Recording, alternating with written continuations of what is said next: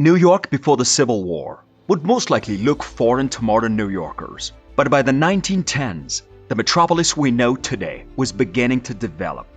The first buildings had risen, along with the electric street lighting, vehicles, streetcars, and subway, which had just recently opened. There was the rush and bustle of the people going about their business, strolling at the breakneck pace that New Yorkers are accustomed to. In other words, Gotham was beginning to resemble the contemporary metropolis that would soon become the world center. During the 1910s, New York City was a whirlwind that showed no signs of slowing down. With each passing year, the city developed and evolved. The first Pennsylvania station opened in 1910, becoming a major transit center. Grand Central Terminal opened 3 years later. Over 1 million resided in New York, accounting for 1/4 of the city's population by 1910. Many became business owners, opening tiny stores. The bulk used sewing machines and worked in the city's numerous small garment manufacturers. The Triangle Shirtwaist Factory tragedy occurred on March 25, 1911, and claimed the lives of 146 innocent people. The tragedy spurred the city to enact effective fire safety rules. The Triangle Shirtwaist Factory fire on Saturday, March 25, 1911, in Manhattan's Greenwich Village district was the greatest industrial tragedy in the city's history and one of the deadliest in U.S. history. The fire killed 146 garment workers, including 123 women and girls and 23 men, who perished as a result of the fire, smoke inhalation, or falling or jumping to their deaths. The majority of the victims were recent Italian or Jewish immigrant women and girls, ranging in age from 14 to 23. Many of the workers were unable to escape the blazing building and leaped from the high windows because the doors to the stairwells and exits were locked, which is a standard practice at the time to prevent workers from taking illegal breaks and to limit theft. The fire prompted laws demanding stricter factory safety standards and aided the expansion of the International Ladies Garment Employees Union, which advocated for better working conditions for sweatshop employees. On Saturday, March 25, 1911, about 4:40 p.m., as the workday was winding down, a fire broke out in a scrap bin beneath one of the clutter's tables on the 8th floor's northeast corner. At 4:45 p.m., a pedestrian on Washington Place noticed smoke rising from the 8th story and called 911. Both factory owners were there. Their children had been invited to the plant that afternoon. The fire marshal determined that the most likely cause of the fire was the disposal of an unextinguished match or cigarette butt in a scrap bin containing 2 months' worth of accumulated cuttings.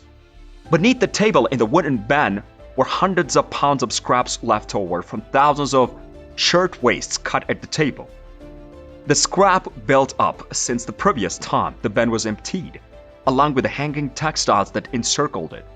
The only thing that wasn't highly inflammable was the steel trim. The World War I made a huge impact on the city of New York.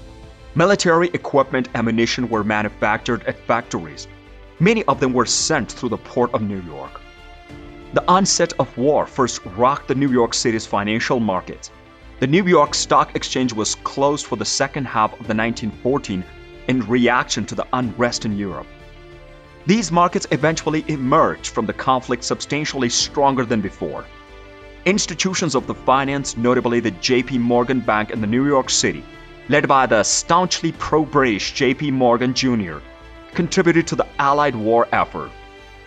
The advent of the war caused division among progressive reformers as peace organization grew into a full-fledged anti-war movement.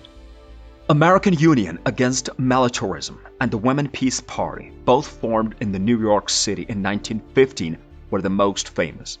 At the same time, other New York State people urged the government to beef up its armed forces and join the Allies in the war. New York State began mobilizing troops within days. More than 25,000 state citizens reported to cantonments around the country, including Camp Wadsworth in South Carolina and Camp Lewis in Washington State. More than 73,000 New Yorkers, principally from the New York City and Long Island, trained at Camp Upton. near Yafang as part of the U.S. Army's 77th Division. By the end of the war, 367,864 New Yorkers had served in the armed services. The 369th U.S. Infantry, often known as the Harlem Hellfighters, was one of the state's military regiments.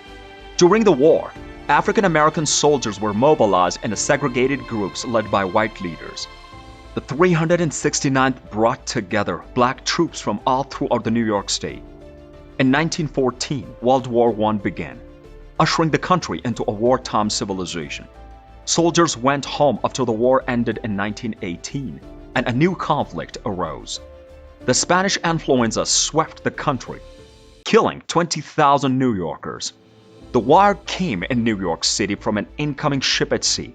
Informing the city that 10 of the ship's passengers and 11 crew members were sick. So a team of physicians and authorities gathered at the Brooklyn port to welcome the Norwegian ship Bergen Fjord, and with it, the city's first instance of the greatest epidemic in modern human history.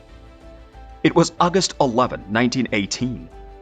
The ship arrived, the sick was sent to the local hospitals, and the pier was quarantined.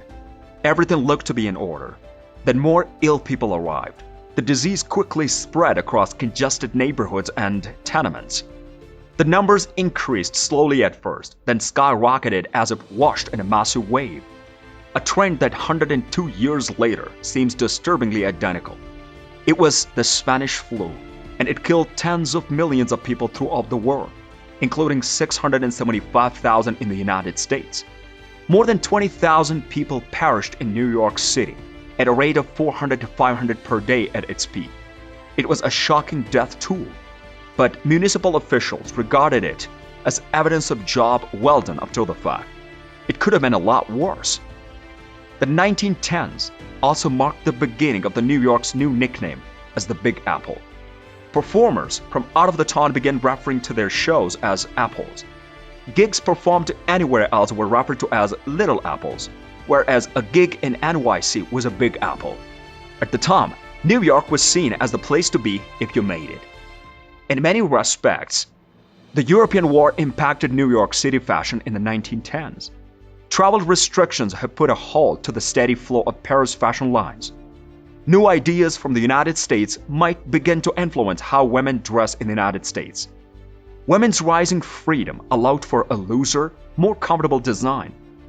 The feared hobble skirt, which limited women's ability to take long steps, were no longer seen on the streets. In 1915, weavers would have witnessed skirt designs that opened out at the bottom, giving for more freedom of movement. While some women could continue to wear corsets, the practicalities of living eventually made them unfashionable. Carrie C. Crosby, a well-connected New Rochelle society heiress, won the patent for a groundbreaking new kind of support, the modern bra, in 1914. The creation, known as the backless brassiere, permitted a break from rigid and unpleasant shapes. The gradual move from curvy, hourglass shapes to a straight, shapeless profile was perhaps the most daring fashion transition in the 1910s. While the battle crinoline required a small waist for some of its dramatic, rival versions were more streamlined. This was a progression from the empire waist, which had made a comeback earlier in the decade. This is New York in 1910. If you liked this video, let me know on the comment section. Don't forget to like, share, and subscribe to this channel. We'll see you on the next video.